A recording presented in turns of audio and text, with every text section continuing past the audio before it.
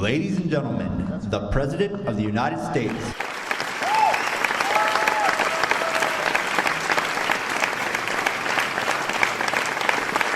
Thank you.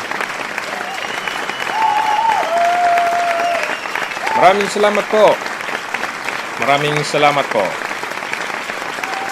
Mabuhay.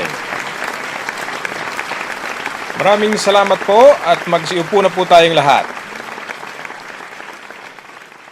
Bago tayo mag-umpisa, pakidala nga ng halaman dito na galing sa Bicol.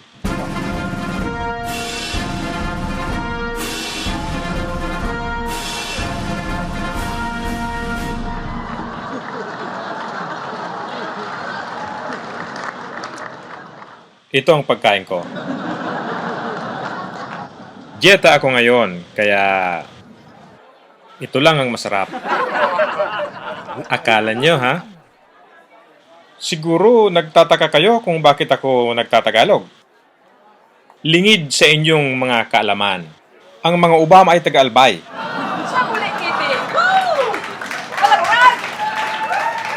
Inaamin ko, mahilig ako sa manghang. Sa gata.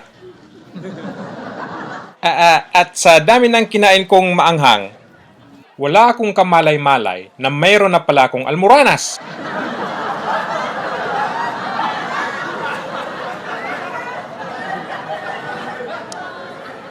Pero, nandito tayo ngayon para pag-usapan, lalo na ang mga problema ng pamahalaan at mga bayaning OFW na ngayon ay galit na galit.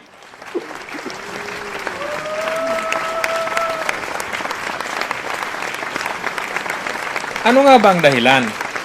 May nakikialam sa kanilang pinaghirapan. Panoorin natin. Nagsasagawa na ng random inspection ng Bureau of Customs sa mga pinapadalang balikbayan box. Yung ang isang binuksan, ref, na puno pa ng pasalubong ang laman. Aba, nakakaiwas po sa buwis yan. Nasa 50 million pesos daw kada buwan ang nawawalang kita sa gobyerno. Because we're just trying to do our job, controversial. Kasi may tinatamaan eh. Nasa customs na pala si Boyet de Leon. Siguro naman, alam na ninyo kung anong ibig mangyari ng Bureau of Customs. Gusto nilang sabihin, magpadala na lang kayo ng dollar sa halip na kahon. Mas makakatulong ito sa ikaunlad ng ekonomiya.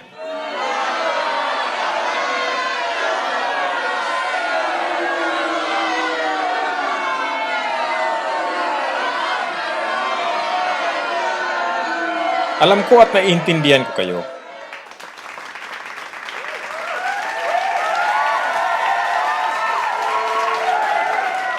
Wala akong pinapanigan.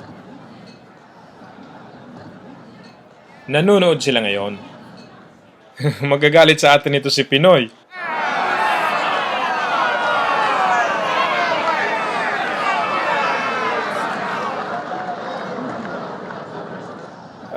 Okay, kailangan nating lahat magbayad ng buwis. At alam kong apektado ang inyong mga damdamin. Hindi ito dahil sa mga gamit, kundi dahil sa inyong mga kaligayahan para sa inyong mga mahal sa buhay. At gusto rin ninyong ipadama sa kanila kung anong pakiramdam magsuot ng galing Amerika kahit ito'y mga pinaglumaan. I'll have coffee mate, lotion, chocolate, shampoo even if I'm kalbo. Second hand damit, I don't care, I still want it as long as there's brand name to show. I got my balikbayan box, so full of imported products. I know I will feel so social, parang foreigner lang, thanks to my mommy.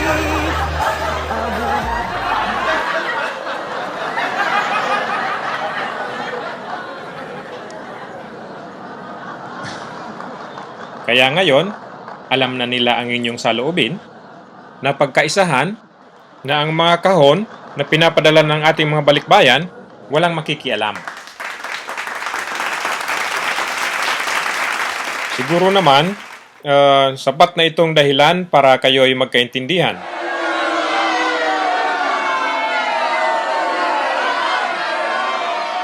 Mukha atang mahirap.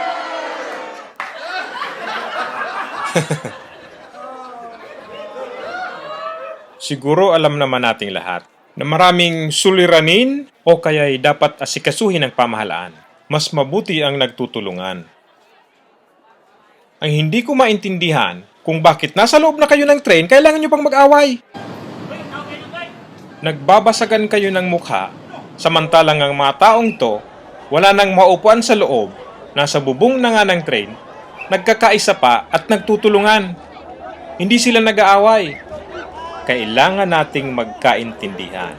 Kailangan nating magtulungan. Huwag tayong magtutulakan. Kung hindi na maiiwasan ang tulakan, siguraduhin nating ito ay makabubuti sa ating kapakanan. Hindi ba mas masaya pag nagtutulungan?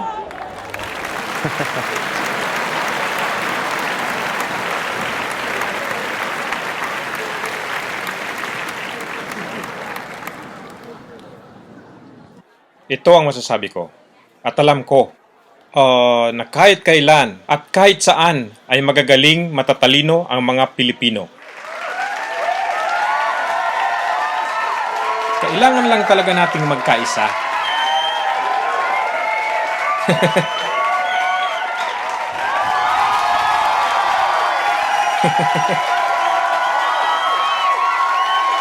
Nandito po ako para magbigay kaalaman at inspirasyon. At alam din namin na kahit dito sa US, ang traffic nyo ay lalong lumalala at ang pila sa LRT ay hindi nabibigyan pansin.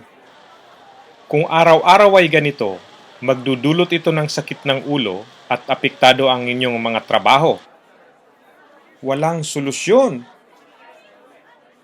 Matagal ng panahon. At saka ito pang napapansin ko. May mga nakatira sa ilalim ng tulay, kaya delikado ang mga kalsada tulad ng EDSA dahil may mga paslit. Ano masasabi nyo? Rock and roll to the world, baby. It's only in the Philippines? Kailangan ninyong mag-isip ng solusyon. Hindi ba pwedeng budgetan ang problemang ito sa isang reclamation at magpatayo ng pabrika para magkaroon ng trabaho ang mga nakatira at nang sa gayon ay makapaghulog sila sa mga bahay na para sa kanilang pamilya. Ito ang tinatawag nating win-win situation. Ikaw ay nakatulong hindi lang sa mga taong walang tirahan kundi pati na rin sa mga commuters. Masaya na kami, masaya rin kayo. Anyway, nakapunta na ba kayo ng Davao? Subukan yung mag-taxi at mag-tip o dagdag bayad. Hahabulin pa kayo ng driver, ibabalik ang sukli. At yan ay dahil kay Mayor Duterte.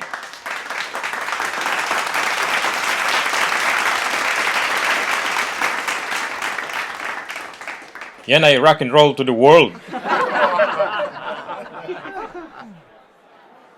Marami na kayong leader na nagpakita ng kanilang kakayahan. Si Joey sa Albay, ang zero casualty ay may higpit na ipinatupad. Alright, rock and roll. Mga kakayahan na dapat buong bansa ang nagkikinabang. Hindi man siya manilbihan sa Albay, nandyan pa rin ang inyong congressman, si Christopher Ko, na handang manilbihan.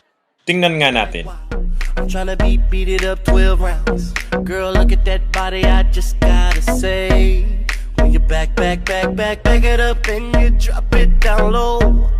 When you pick it up, girl, I'm ready to blow.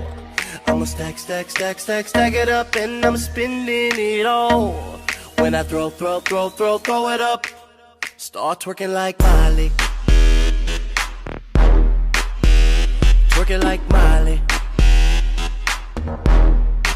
Start twerking like Miley. Kayang-kaya ko rin yan.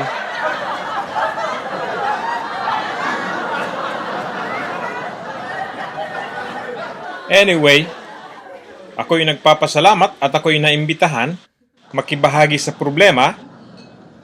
Hiling din namin na gumanda ang inyong ekonomiya. Salamat sa inyo at kailangan ko na ring magpaalam. Mabuhay kayong mga Pilipino! God bless America at maraming salamat sa inyong lahat.